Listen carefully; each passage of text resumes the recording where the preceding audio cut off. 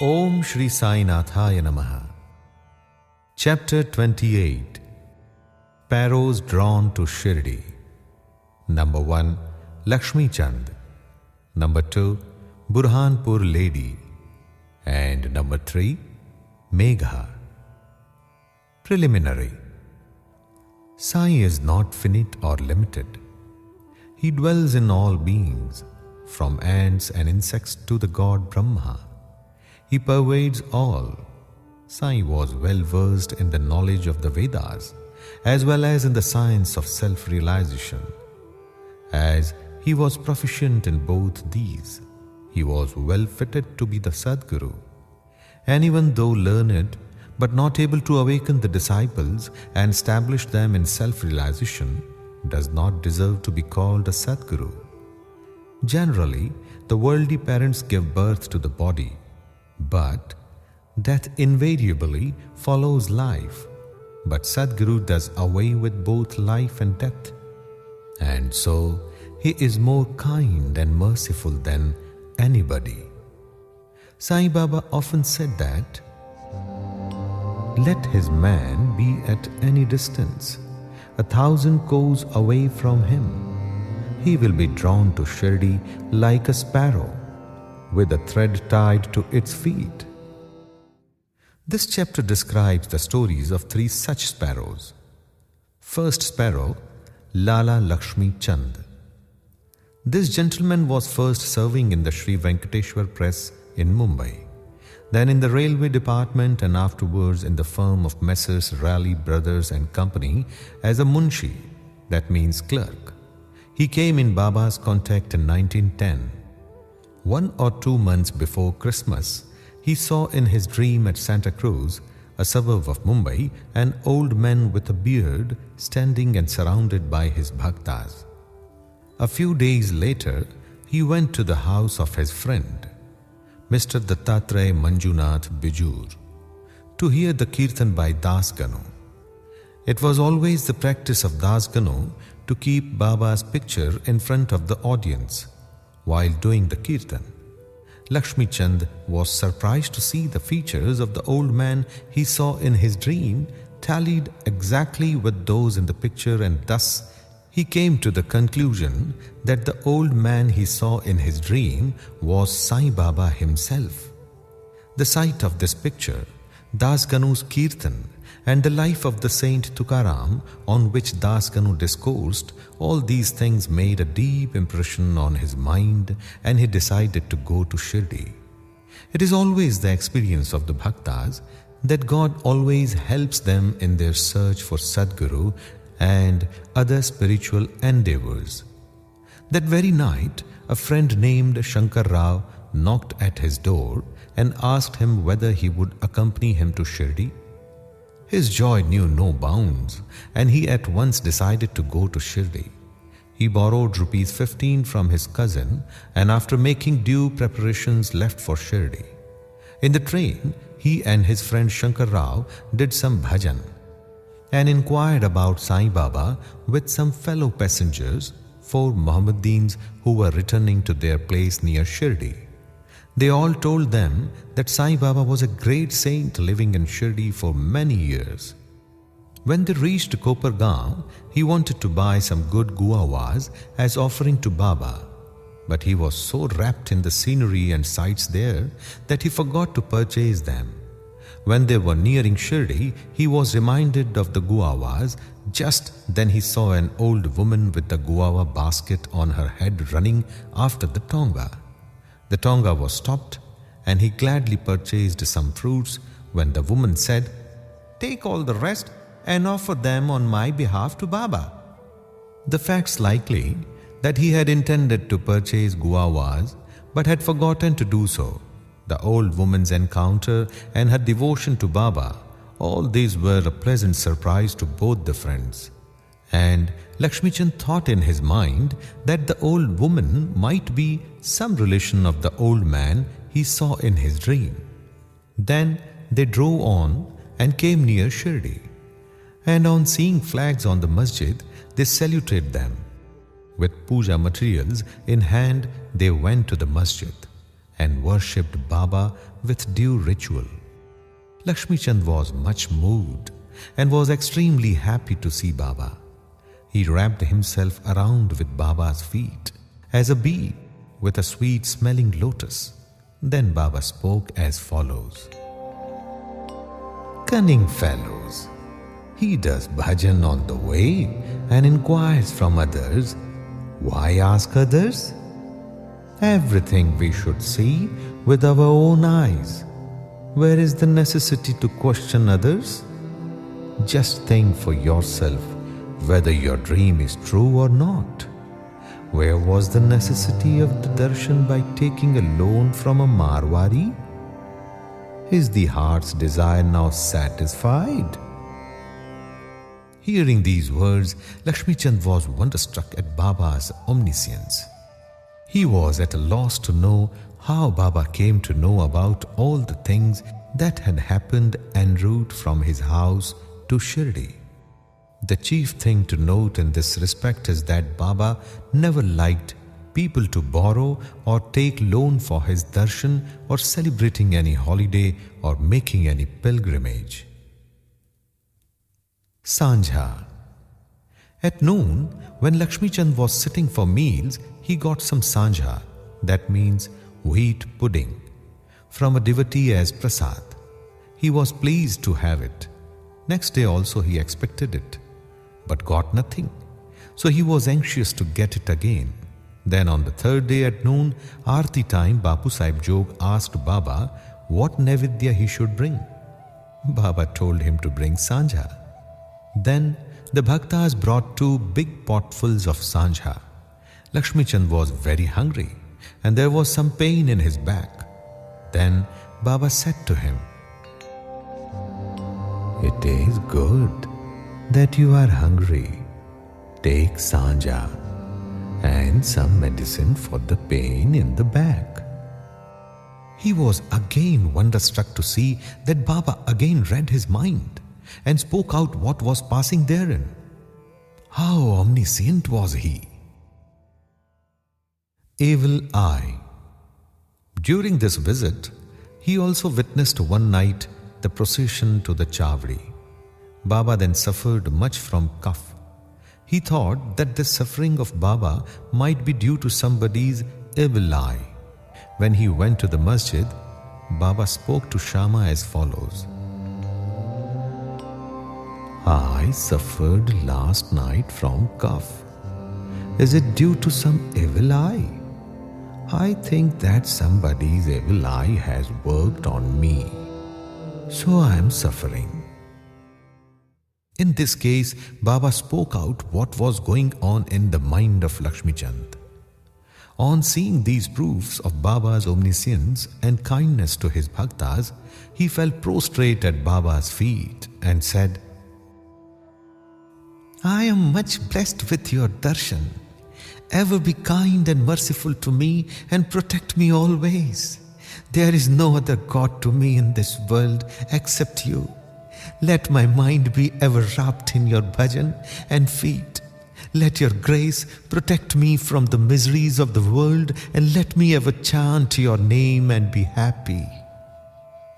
After getting Baba's udi and blessings, he returned home with his friend, much pleased and contented, and was singing Baba's glory on the way.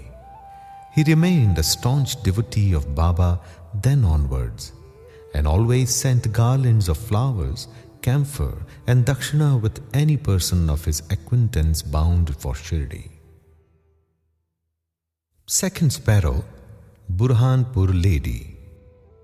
One lady in Burhanpur saw in her dream Sai Baba coming to her door and begging khichdi, means rice cooked with dal and salt, for his meals. On waking up, she saw nobody at her door. However, she was pleased with the vision and told it to all, including her husband. He was employed in the postal department, and when he was transferred to Akola, both husband and wife, who were devout persons, decided to go to Shirdi. Then, on a suitable day, they left for Shirdi, and after visiting Gomti Tirth on the way, reached Shirdi and stayed there for 2 months. Every day they went to the masjid, worshipped Baba, and passed their time happily. The couple came to Shirdi to offer khichdi as Naivedya. But for the first 14 days, somehow or other, it could not be offered.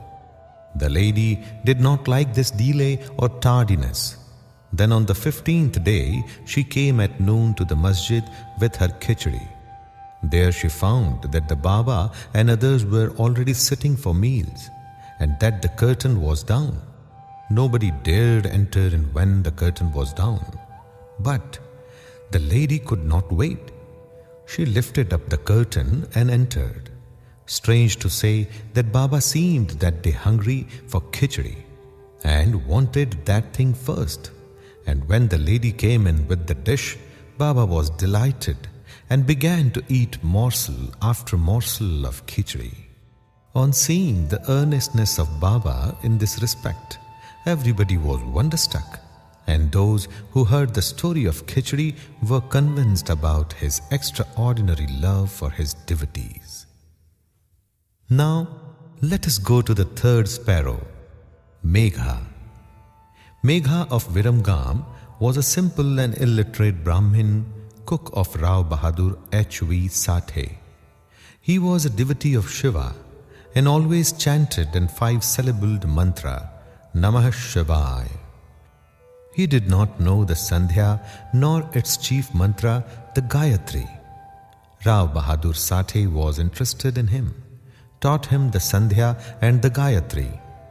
Sathe told him that Sai Baba of Shirdi was the embodied form of God Shiva and made him start for Shirdi. At Bharuch railway station, he learned that Sai Baba was a Muslim, and his simple and orthodox mind was much perturbed at the prospect of bowing down to a Muslim, and he prayed to his master not to send him there. His master, however, insisted on his going there and gave him a letter of introduction to his father-in-law, Ganesh Damodar alias Dada Kelkar at Shirdi, to introduce him to Sai Baba. When he reached Shirdi and went to the masjid, Baba was very indignant and would not allow him to enter. "Kick out the rascal!" roared Baba, and then said to Megha, "You are a high caste Brahmin and I am a low Muslim. You will lose your caste by coming here. Just get away." On hearing these words, Megha began to tremble. He was wondering as to how Baba had come to know about what was passing in his mind. He stayed there for some days serving Baba in his own way, but was not convinced. Then he went home and then to Trambak, that is in Nasik district, and stayed there for a year and a half. Then again he returned to Shirdi. This time at the intercession of Dada Kelkar, he was allowed to enter the masjid and stay in Shirdi. Sai Baba's help to Megha was not through any oral instruction. He worked upon Megha internally, means mentally, with the result that he was considerably changed and benefited. Then Megha began to look upon Sai Baba as an incarnation of Shiva. In order to worship Shiva, bay leaves are required, and Megha used to go miles and miles every day to bring them and worship his Shiva, means Baba. His practice was to worship all the deities in the village and then come to the masjid. And after saluting Baba's Gadi, means Asan, he worshipped Baba. And after doing some service, means shampooing his legs, drank the washings, means Tirth, of Baba's feet. Once it is so happened that he came to the masjid without worshipping Khandoba, as the door of the temple was closed. Baba did not accept his worship and sent him back again, saying that the door was open then. Megha went, found the door open, worshipped the deity, and then returned to Baba as usual. Ganges bath. On one Makar Sankranti day, Megha wanted to besmear the body of Baba with sandal paste and bathe him with Ganges water. Baba was first unwilling to undergo this, but at his repeated request, he consented. Megha had to traverse a distance of 8 kos, means going and returning, to bring the sacred water from the Godavari river. He brought the water, made all preparation for the bath at noon, and asked Baba to get ready for the same. Then Baba again asked him to be spared from this bath, saying that as a fakir he had nothing to do with Ganges water, but Megha did not listen to him. He knew that Shiva is pleased with Abhishek, means sacred bath, on that auspicious day. Baba then consented, came down and sat on a wooden board, and projecting his head said, "O Megha, do at least this favor. Head is the most important organ of the body, so pour the water over that only. It is equivalent to the whole bath." "All right," said Megha, and lifting the water pot up began to pour it on the head. But in doing this, he was so much overwhelmed with love that he cried out, "Har Har Gange," means "Hail Goddess Ganga," and emptied the pot on the whole body. He kept the pot aside and began to look at Baba. But to his surprise and amazement, he found that only Baba's head was drenched while the body quite dry. Trident and Pindi. Megha worshipped Baba at 2 places. In the masjid, he worshipped Baba in person, and in the Wada, Baba's big picture given by Nana Sahib Chandorkar. This he did for 12 months. Then, in order to appreciate his devotion and confirm his faith, Baba gave him a vision. One morning when Megha was still lying down on his bed with eyes closed but internally awake, he saw clearly Baba's form. Baba, knowing him to be awake, threw akshat, means rice grains marked red with kumkum, and said, "Megha, draw a trident," and disappeared. Hearing Baba's words, he eagerly opened his eyes. Saw no Baba there, but only rice grains spread here and there. He then went to Baba, told him about the vision, and asked permission to draw trident.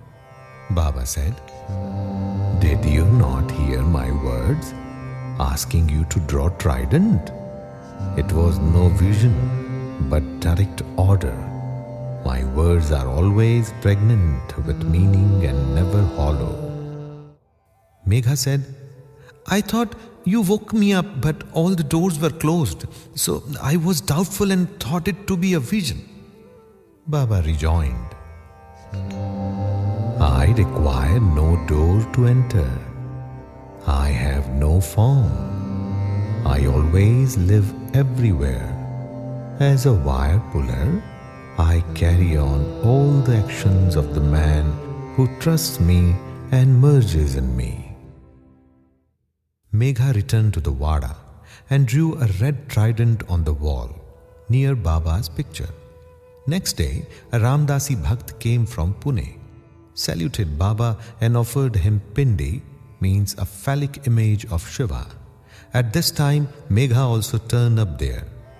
Baba said to him, "See, Shankar has come. Protect him now." Megha was pleasantly surprised to see Pindi. Also in the Wada, Kaka Sahib Dikshit was standing with a towel on his head after having taken his bath, and was remembering Sai when he saw a Pindi in his mental vision. While he was wondering about this, Megha came and showed him the Pindi presented to him by Baba. Dikshit was happy to know that this Pindi exactly tallied with the one he saw a few minutes before in his vision. In a few days after the drawing of the trident was complete, Baba installed the Pindi near the big picture, which Megha was worshipping. The worship of Shiva was dear to Megha, and by the drawing of the trident and the installation of the Pindi, Baba confirmed his faith therein. After continuous service of Baba for many years, doing regular worship and aarti every noon and evening, Megha passed away in 1912. Then Baba passed his hands over his mortal remains and said, "This was a true devotee of mine." Baba also ordered that at his own expense the funeral dinner should be given to the Brahmins, and this order was carried out by Kaka Sahib Dikshit. Bow to Shri Sai. Peace be to all.